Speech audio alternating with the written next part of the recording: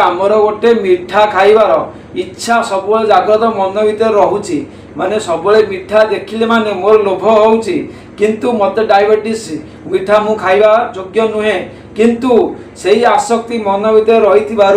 आमर इंद्रिय कौन करे जिह्वा रूपी इंद्रिय कौन करे बेले बेले आम मन को बाध्य कर दिए मिठा खायापी आम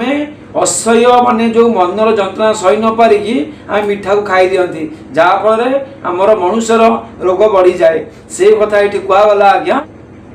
नमस्कार, जय जगन्नाथ, शुभ सकाळ समस्त को। तो बर्तमान मु गीता ज्ञान आरंभ करी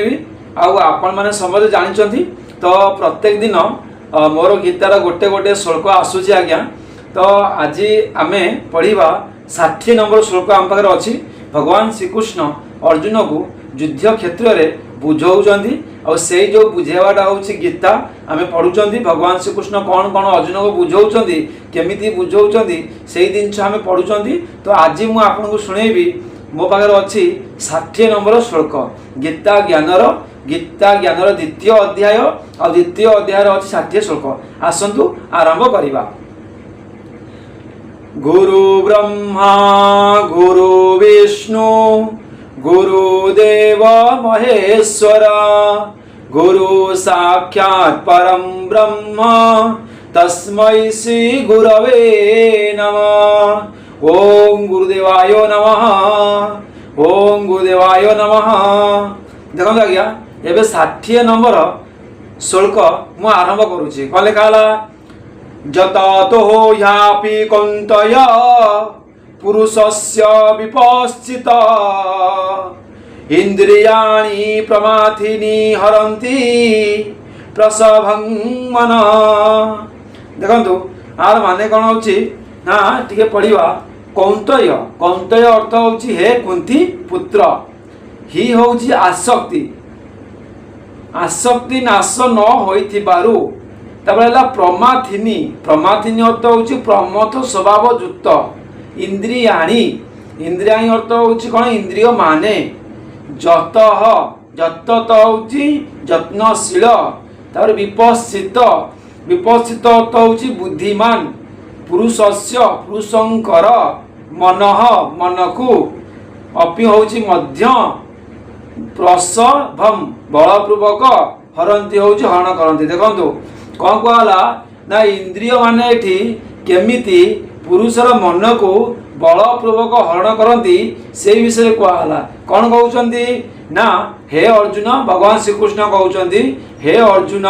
आसक्ति नाश होई नथिबारु एही प्रमथ स्वभाव विशिष्ट इंद्रिय माने यत्नशील बुद्धिमान पुरुषर मन को मध्य बलपूर्वक हरण करी नियंती। देखंतु केते सुंदर कथा कहगला। माने आमर जो आसक्ति आम भीतर अंतकरण आसक्ति नष्ट न हेबो आम जेते बुद्धिमान हेइतले मध्य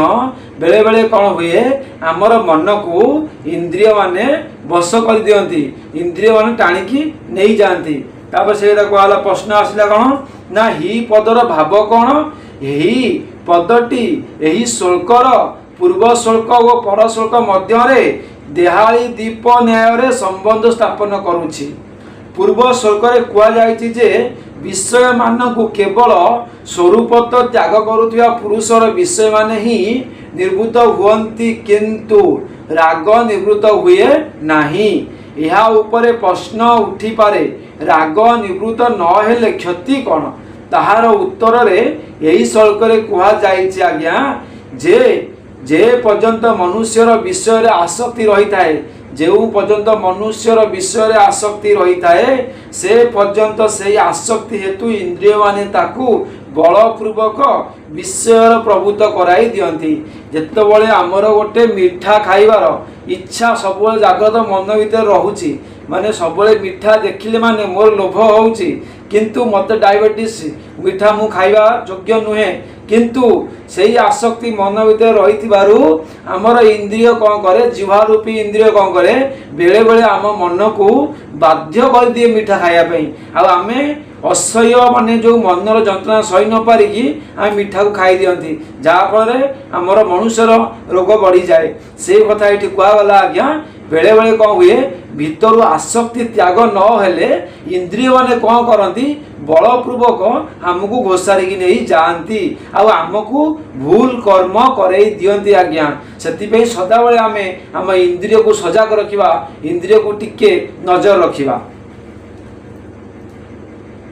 अतएव तांकर तार मन बुद्धि परमात्मा स्वरूप स्थिर होई रही पारे नहीं जेहेतु इंद्रिय माने मनुष्यर मन को बलपूर्वक हरण करी नियंती तेणु परवर्ती श्लोक भगवान कहते ये सब इंद्रिय मान को वश करी समाहित चित्त होई एवं मोर परायण होई मनुष्य ध्यान रे स्थित होई जिबा उचित ध्यान करिया उचित ही पद द्वारा एपरी भाव पूर्व और पर दुई श्लोक सहित यही श्लोक संबंध स्थापन करुछि इंद्रियाणी पद सहित प्रमाथिनी विशेषण प्रयोगर भाव कौन माने इंद्रियाणी शब्द सहित प्रमाथिनी शब्द कहीं लगिला तार अर्थ कौन ना प्रमाथिनी विशेषण प्रयोग करी देखाई दिया जाइछि जे पर्यंत मनुष्यर इंद्रिय माने वश होई न थांती जे पर्यंत तार इंद्रिय माने विषय रे आसक्त होई रही थांती से पर्यंत इंद्रिय माने मनुष्यर मन को बारंबार विषय सुखर प्रलोभन देखाई स्थिर हेबाकू दियंती नाही ताकू मंथन कर चलती देखंतु जेतबळे आमर आमे सिना बाहर गोटे कोनोसी कार्य करिवा नाही किंतु जेतबळे आमर भितर विषय त्याग न होइतिबो आम मन भितर बार बार जो जिनस आमे न करिया चाहूतिबा खराब कामटा किंतु तार विषय संपूर्ण भाव त्याग न होइतिबारु आमर मन भितर से बार बार बार बार चिंतन हवाको लागिबो आउ चिंतन हेइ कि आमको सेटा कौन बेले बेले आमको भूल कम कर दब से बार बार चिंतन हवाटा मनटा जलिबा सेटा होछि मंथन देखंतु तो विषय विषय सुख बार बार देखेबा आमको तापरे एटारे जतत एवं विपस्थित यही दुईटी विशेषण सहित पुरुषस्य पदटी क्यों पुरुष पाई व्यवहृत होइछि एवं अपिपद प्रयोग तात्पर्य कौन ना उत्तर कौन है जो पुरुष